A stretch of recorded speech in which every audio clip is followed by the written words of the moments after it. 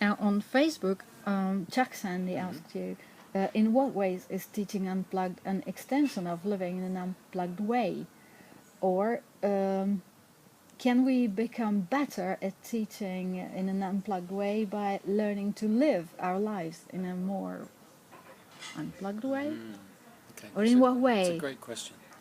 I'm not sure I can answer Chuck's question, but it reminds me of the theme that emerged during our course of the classroom increasingly being, or the ideal classroom in our minds being something where the walls are not kind of a barrier between what happens in the room and what's happening in the world. So, but because we're inviting students to share their life experiences, because we're creating stimulus simply by taking pictures of what's outside the room and bringing it into class, it stops being a place where people go to receive content, and it starts to be a place where people go to share content.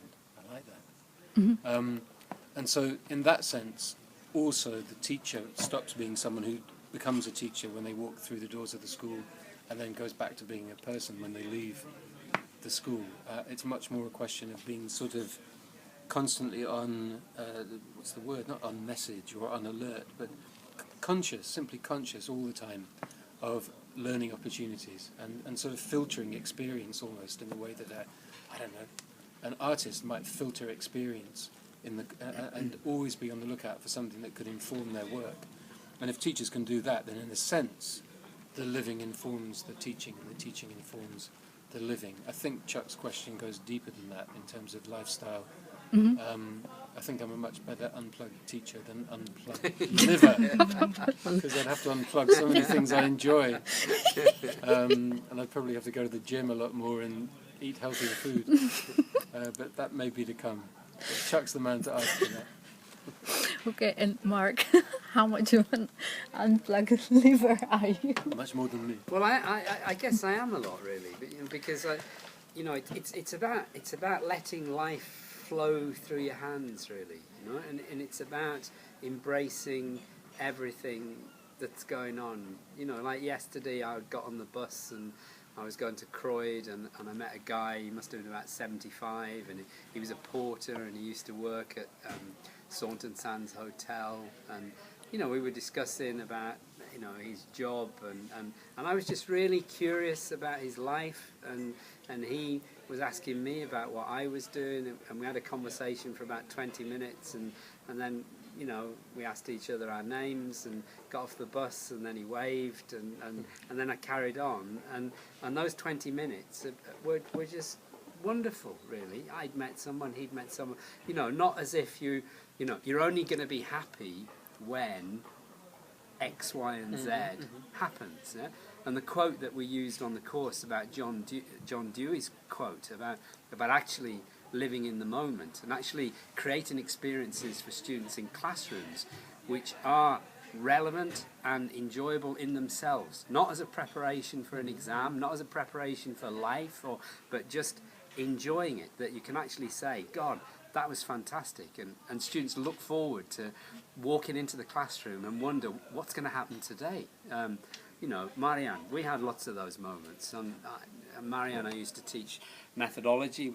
We did 2 courses together in Budapest, and I'm sure you were wondering on that course what was going to happen, because really, things were going on. There was an IATEFL conference going on in Cardiff, I think, or somewhere, and that became part of the course because that was something going on within EFL, and I wanted to share that with the people who I was teaching, not as if that was going on somewhere else and that was just for teachers, but for people to get people interested in the profession. I was always excited about sharing the IATEFL conference in different ways. So I think living unplugged, it's actually waking up in the morning and thinking, God, what's going to happen today? And actually enjoying all the things that you encounter and making the most of it. So I think there are parallels. We could go further with this, but there are interesting parallels with, if you are someone who's flexible and can cope with moving away from plans and actually realising that some of the most interesting things happen in your life when the plan doesn't happen. and then you're comfortable with moving on. I used to act a little bit, and some of the most interesting things that happened were when people forgot their lines, you know? Because then suddenly you had to improvise. And you had to improvise, and that was the thing that we talked about in the pub afterwards, you know, about when someone forgot their lines. That was the interesting thing, just doing what we planned to do. Nobody ever was interested in that. And it's no coincidence that Donald Shern, who we talked about, who wrote The Reflective Practitioner, and who wrote about reflection in action and on action, was himself a jazz musician and a pianist, and was involved in a lot of improvisation himself. So it's a good question, Chuck, yeah? Yeah. I've got one other thought, because we were talking about this without having seen Chuck's question today. And I was reminded of a book I read when I was a kid. I was about 18, and it was still called Les Nourritures Terrestres, Fruits of the Earth, by André Gide, a French symbolist writer of the late 19th and early 20th centuries. And I remember being very struck at the age of 17 or 18 by the idea in the book, which is kind of all about sensual immersion in the environment and in life. And there are lines like this: do not prepare your pleasures. He talks about happiness waiting for you like a beggar around the corner of the road. And that struck me very powerfully. I think it's better advice for teaching than it is for life, though.